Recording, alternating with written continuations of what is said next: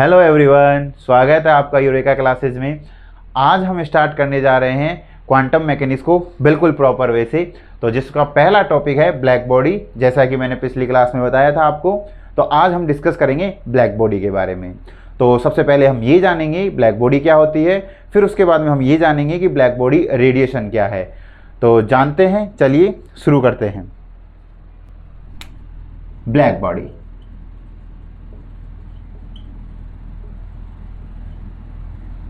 तो देखिए अब हम पहले ऐसी बात करते हैं कि जो बॉडी है, जैसे पहले इसकी बात करते हैं कि बॉडी की। तो बॉडी जब लाइट के साथ इंटरेक्ट होती है तो हमें क्या फिनोमेना देखने को मिलते हैं वो हम जानते हैं। जैसे कि ये लाइट है, ये इंसिडेंट हो रही है किसी बॉडी पे। अब बॉडी कुछ भी हो सकती है। बॉडी मेरा मार्कर भी हो सकता है, बॉडी एक पेड़ की पत्ती भी हो सकती है, बॉडी अपने पास ये बोर्ड भी हो सकता है, जो कुछ भी आप कंसिडर करना चाहो। अगर इस बॉडी पे लाइट गिरती है तो होता क्या है, ये कुछ लाइट का रिफ्लेक्शन करता है, यहाँ से रिफ्लेक्ट करता है और कुछ लाइट को ये अब्जॉर्ब कर लेता है। तो यहां से कुछ लाइट का अब्जॉर्प्शन हो जाता है, कुछ लाइट का रिफ्लेक्ट हो जाता है। और अगर बॉडी मान लो ट्रांसमिशन टाइप की है तो फिर यहां से हमें ट्रांसमिशन का भी देखने को मिलता है, ट्रांसमिट भी होती है लाइट।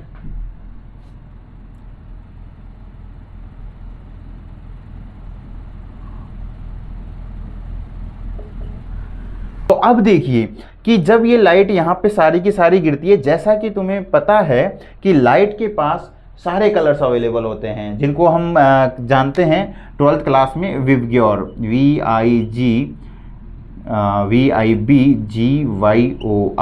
जिसमें सारे कलर अवेलेबल होते हैं, रेड, ऑरेंज, येलो। तो अब अगर ये सारी लाइट इस पे इंसिडेंट हो रही है तो ये जो लाइट को रिफ्लेक्ट कर रहा है, अब मान लो ये आपने किसी पेड़ की पत्ती जैसा कुछ बॉडी ली है, तो मानो ये ग्रीन कलर की है, ये ग्रीन कलर की है, तो यहां से जब लाइट रिफ्लेक्ट होगी तो वो ग्रीन कलर की लाइट रिफ्लेक्ट होगी। जैसे कि हमारी लाइट एग्जिस्ट करती है 500 या फिर 320 नैनोमीटर से 720 नैनोमीटर में लाइट एग्जिस्ट करती है वेवलेंथ के अंदर। तो अब अगर माने हम ग्रीन कलर की, तो ग्रीन कलर की इनके मिड में आ जाएगी, तो अपन मान सकते हैं लगभग 500 नैनोमीटर की लाइट यहाँ से रिफ्लेक्ट होगी। तो रिफ्लेक्ट होने पे हमें ये हमारी आंखों पे गिरती है, और इसके कारण क्योंकि हमारे आंखों के ऊपर ओनली ग्रीन कलर की वेवलेंथ इंसिडेंट हो रही है, तो इस कारण हमें ये बॉडी किस कलर की दिखाई देती है, ये ग्रीन कलर की दिखाई देती है। और ये बाकी की जो बाकी रेडिएशन है उसको ये अब्जॉर्ब कर लेती है बॉडी। तो अब हम बात करते हैं कि ब्लैक बॉडी किसे बोलेंगे। तो ब्लैक बॉडी उसे बोलेंगे जिसमें ये ना तो ये फिनोमिना हो और ना ये फिनोमिना हो, इन दोनों में से कुछ भी ना हो और सारी की सारी अब्जॉर्ब कर ली जाए। मतलब अगर लाइट उस बॉडी पे गिरती है तो सारी की सारी अब्जॉर्ब कर ली जाती है उसके द्वारा। और लाइट ही नहीं, अब मैं बताता हूं कि radiation all type of radiation कि हम बात करें माइक्रोवेव्स की, हम बात करें एक्स रेज की, हम बात करें गामा रेज की, तो ये जो जितनी भी रेडिएशन एग्जिस्ट करती हैं वो सारी की सारी ऑब्जर्व कर ली जाए, किसके द्वारा, किसी बॉडी के द्वारा। तो इस बॉडी को हम क्या बोलेंगे, अगर ये बॉडी है कोई और इससे ऑब्जर्व कर ली जाए, ये सारी ऑब्जर्व हो जाए, तो उस बॉडी को हम क्या बोलेंगे, ब्लैक बॉडी। Black body. तो इससे ये हुआ कि हम हर वस्तु को ब्लैक बॉडी नहीं बोल सकते। पर्टिकुलर कुछ बॉडीज हैं जो कि सारी रेडिएशन को अब्जॉर्ब कर सकती है, उन्हें हम ब्लैक बॉडी बोलते हैं। अब बात करते हैं इसके एग्जाम्पल की। तो एग्जाम्पल क्या हो जाएगा इसका एग्जाम्पल जैसे बात करें, प्लेटिनम ब्लैक है एक, प्लेटिनम ब्लैक। और दूसरा एग्जाम्पल अपन बात करें तो सन या फिर मून, और भी बहुत सी बॉडी हैं जो कि ब्लैक बॉडी की तरह बिहेव करती हैं। तो अब ये जानते हैं हम आगे कि क्या ब्लैक बॉडी परफेक्ट बनाना पॉसिबल है। तो बात करेंगे कि परफेक्ट ब्लैक बॉडी बनाना संभव नहीं है, क्योंकि जो आइडियल ब्लैक बॉडी होती है, परफेक्ट ब्लैक बॉडी है, उसका अब्जॉर्प्शन कोफिशिएंट इक्वल टू 1 होता है। अब्जॉर्प्शन कोफिशिएंट 1 होने का मीन क्या है, इसका मीन ये है कि अगर किसी बॉडी पर 100 जो वेव्स हैं इंसिडेंट की जाएगी, तो वो 100 की 100 अब्जॉर्ब कर ली जाएगी। ये होता है अब्जॉर्प्शन कोफिशिएंट का मीन। अगर मान लो इसकी वैल्यू 0.9 होती तो अपन बोल सकते थे अब्जॉर्प्शन कोफिशिएंट की वैल्यू है 90%। तो अपन अब ये बोल सकते हैं कि अगर 100 वेव अगर इमिट करवाई जाती है किसी बॉडी पर, तो क्या होगा कि वो 100 में से 90 को ऑब्जर्व कर लेगा और बाकी को रिफ्लेक्ट कर देगा। एक्सपेरिमेंटली जो लैब में बनाया गया ब्लैक बॉडी को, उसके बारे में थोड़ा जानते हैं कि वो कैसे बनाई गई ब्लैक बॉडी। तो उसके लिए देखिए,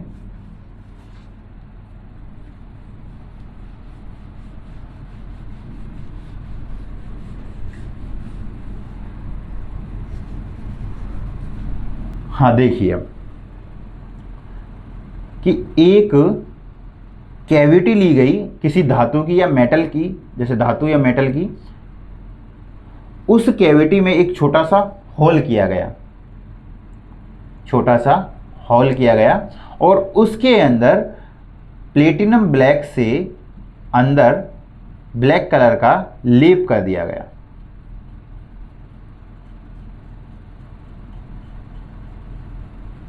क्योंकि हमारा जो मोटिव है ब्लैक बॉडी बनाने का, उसका मीन ये है कि अगर वो एक बार ब्लैक बॉडी में चली जाए तो वो बाहर नहीं आनी चाहिए। जैसा कि हमने उसकी डेफिनेशन में देखा था कि एक बार जो इंसिडेंट हो जाती है उस पर वेव, तो वो बाहर नहीं निकलनी चाहिए, वो सारी की सारी अब्जॉर्ब हो जानी चाहिए। तो उसके सिद्धांत पर हम ऐसे बोलते हैं कि जब यहाँ से वेव को जब इंसिडेंट करवाया जाता है तब क्या होगा, ये क्या है, रेडिएशन, इलेक्ट्रोमैग्नेटिक वेव्स। तो अगर इनको इंसिडेंट करवाएगा तो ये यहाँ से आके अब्जॉर्ब हो जाएंगी। अगर अब्जॉर्ब नहीं होती है, कुछ रह जाती है, तो फिर वो यहाँ से टकरा करके वापस यहाँ आके अब्जॉर्ब हो जाएगी। अगर यहाँ भी नहीं होती है तो ऐसे करते करते एक टाइम बाद कहीं ना कहीं वो अब्जॉर्ब हो जाती है, कहीं ना कहीं अब्जॉर्ब हो जाती है और बाहर नहीं निकल पाती है। तो ये था हमारा ब्लैक बॉडी का सेटअप। अगर अब इस पे रेडिएशन कितनी भी वेवलेंथ की इमिट करवाई जाए, कोई भी रेडिएशन इमिट करवाई जाए, तो वो सारी की सारी क्या हो जाएगी, अब्जॉर्ब हो जाएगी। और अब्जॉर्ब हो जाएगी तो इस होल को हम क्या बोलते हैं, ब्लैक बॉडी। इस होल को हम क्या बोलेंगे, ब्लैक बॉडी। अब हम जानते हैं थोड़ा ब्लैक बॉडी रेडिएशन के बारे में। तो ऐसा ही सेटअप मैं एक और बनाना चाहूंगा, सेम टू सेम। एक ब्लैक बॉडी बनाई, उसमें छोटा सा होल किया और अंदर प्लेटिनम ब्लैक। अब हम समझ रहे हैं ब्लैक बॉडी रेडिएशन को।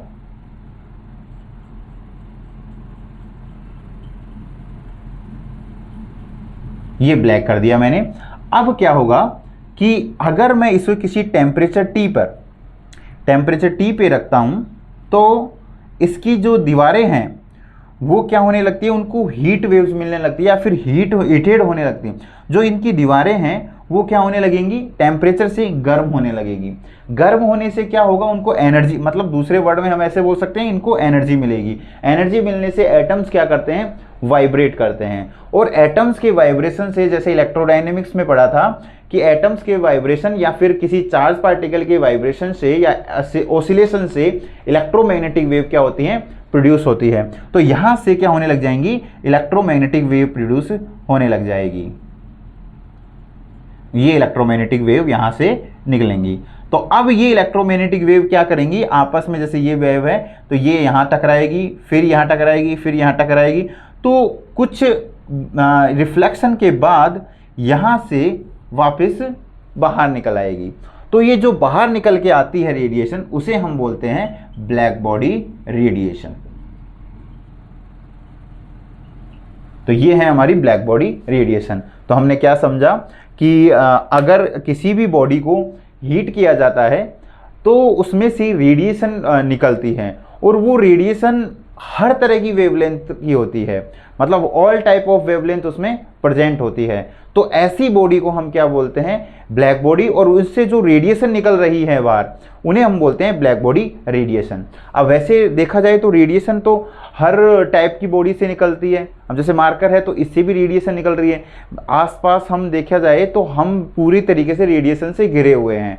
बट वही बात कि हम हर बॉडी को ब्लैक बॉडी नहीं बोल सकते हैं, क्योंकि इमिट कर रही हैं फिर भी हम उनको ब्लैक बॉडी नहीं बोल सकते। ब्लैक बॉडी वही होगी जो 0 से इन्फिनिटी सारी वेवलेंथ को इमिट करने की क्षमता रखती हो, उसे हम बोलते हैं ब्लैक बॉडी। और ये जो रिलेशन है कि अच्छा ऑब्जर्वर अच्छा इमिटर भी होता है, ये हमें किरचॉफ ने बताया था।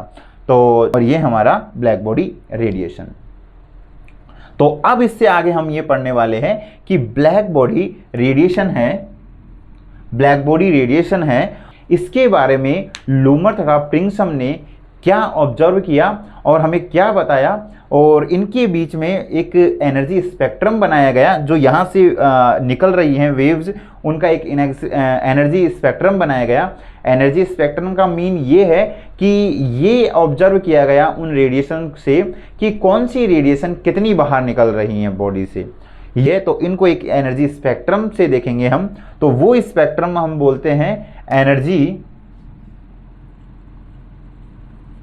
एनर्जी या फिर स्पेक्ट्रल एनर्जी डिस्ट्रीब्यूशन कर्व। चलिए इसके बारे में जानते हैं हम, ये क्या था। तो देखिए अभी देखते हैं हम।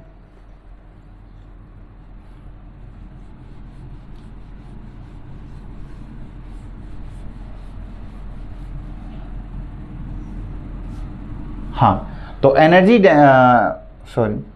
तो स्पेक्ट्रल एनर्जी डिस्ट्रीब्यूशन कर्व ये हमें बताता है एनर्जी के इसके स्पेक्ट्रम के बारे में कि वहाँ से कितनी एनर्जी की वेवलेंथ है वो रिलीज हुई है, या फिर कौन से वेवलेंथ की कितनी रेडिएशन वहाँ से इमिट हुई है, इनके बारे में बताता है। तो ये जो स्पेक्ट्रम है या कर्व है वो बनता है लैम्डा तरंगदैर्घ्य अपन बोले नैनोमीटर के अंदर वेवलेंथ, और ई लैम्डा जिसे हम बोलते हैं स्पेक्ट्रल इमिशन पावर।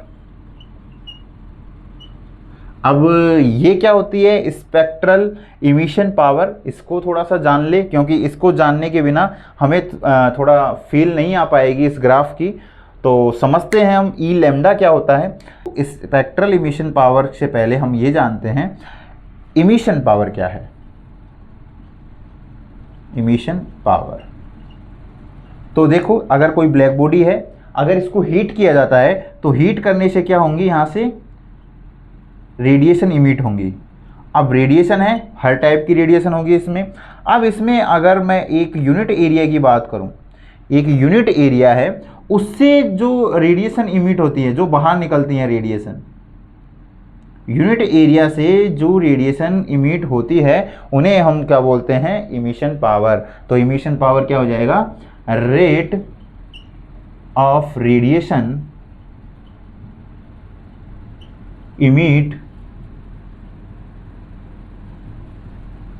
या फिर इमिट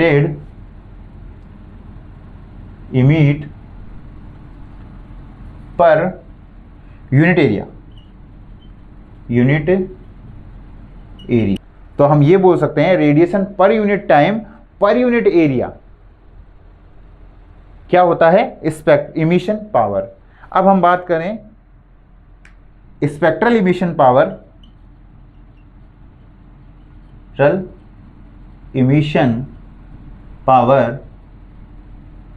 तो स्पेक्ट्रल इमिशन पावर क्या होती है, इसको मैं शायद ऊपर लिख दूं तो ठीक रहेगा। तो अब हम बात करें स्पेक्ट्रल इमिशन पावर की। तो स्पेक्ट्रल इमिशन पावर ये क्या होती है, स्पेक्ट्रल इमिशन पावर क्या होती है कि अब देखिए कि यहाँ से जो वेवलेंथ निकल रही है वो हर टाइप की है। हर टाइप की बोले तो यहाँ पे 500 नैनोमीटर भी है, यहाँ पे 700 नैनोमीटर की भी वेवलेंथ है, यहाँ पर 1000 नैनोमीटर की भी वेवलेंथ है, और भी वेवलेंथ है यहाँ पे काफ़ी। तो एक single wavelength per unit wavelength की अगर हम बात करें तो ये रेट ऑफ, इसको मैं ई से डिनोट कर रहा हूँ, तो rate of radiation per unit area upon lambda per unit wavelength, इसे हम क्या बोलते हैं स्पेक्ट्रल इमिशन पावर। तो इसे हम लैम्डा से डिनोट करते हैं, ई लेमडा से, इक्वल टू क्या हो जाएगा, अगर हम स्मॉल रेंज की बात करें तो D E upon D lambda. यहाँ से हमारे पास जो टोटल इमिशन पावर है डी ई, वो क्या हो जाएगा, ई लेमडा अपॉन डी लेमडा। तो यहाँ से ई इक्वल टू ये ई लेमडा टू डी लेमडा। अगर ब्लैक बॉडी की बात हो रही है तो ब्लैक बॉडी के लिए यहाँ जो लेमडा है वो क्या होता है, 0 से इन्फिनिटी, तो 0 से इन्फिनिटी तक इंटीग्रेट कर दिया जाएगा। तो ये होती है टोटल इमिशन पावर किसी भी मटेरियल की। ये होता है E lambda spectral emission power particular किसी रेंज में। पर्टिकुलर माने तो जैसे कि मैं बोलूँ 500 नैनोमीटर से 500.001, जैसे कि 500 नैनोमीटर से 500.001 नैनोमीटर, इस रेंज में वेवलेंथ की रेंज में कितनी वेवलेंथ या फिर कितनी रेडिएशन वहाँ से बाहर निकल रही है, इमिट हो रही है, उसके बारे में हमें ये बताता है ई लेमडा। और ये डी लेमडा ये रेंज है। तो अब हम बात करें कि एक ऐसा ग्राफ ड्रॉ करने जा रहे हैं हम, जो कि ये बताएगा हमें कि अगर हमारे पास कोई बॉडी है उसमें से सारी रेडिएशन इमिट हो रही है, तो कौन सी रेडिएशन या फिर कौन सी वेवलेंथ की, जैसे मैं बात करूं 500 नैनोमीटर, तो इस 500 नैनोमीटर वेवलेंथ की कितनी रेडिएशन वहां से निकल रही है। चलो इसको एक एग्जांपल से थोड़ा सा ड्रॉ करते हैं, फिर नेक्स्ट क्लास में हम इसको प्रॉपर वे से इसको प्रॉपर्टी वगैरह सारी डिस्कस करेंगे। तो इसको पहले थोड़ा ड्रॉ करना सीख लेते हैं, जिससे हम प्रॉपर्टी बहुत अच्छे से समझ पाएंगे। तो जानते हैं,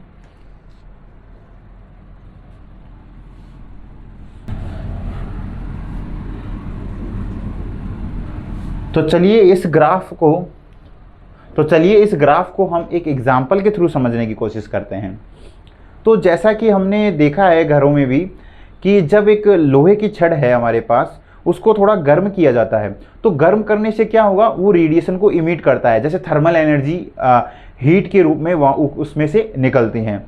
तो वो क्या कर रहा है, वेव, इलेक्ट्रोमैग्नेटिक वेव्स को रिलीज कर रहा है, बट वो हमें दिखाई नहीं देती है। तो चलो हम थोड़ा सा टेम्परेचर और बढ़ा देते हैं उसका, हम दिखाई देने वाले की बात करते हैं। तो टेम्परेचर और बढ़ाते हैं तो हमें वो रेड कलर की दिखाई देती है। तो वो जब रेड हो जाती है तो इसका मतलब ये है कि वो रेडिएशन तो इमिट कर रहा है और बहुत सी रेडिएशन को इमिट कर रहा है, बट हमें रेड कलर की जो वेवलेंथ है वो सबसे ज़्यादा दिखाई दे रही है। उसका मीन ये है। तो अगर ऐसे ही कि अगर हम उसे ग्राफ के द्वारा समझना चाहें तो देखना क्या होता है कि इस साइड में क्या ले लेता हूं मैं, ई लेमडा स्पेक्ट्रल इमिशन पावर,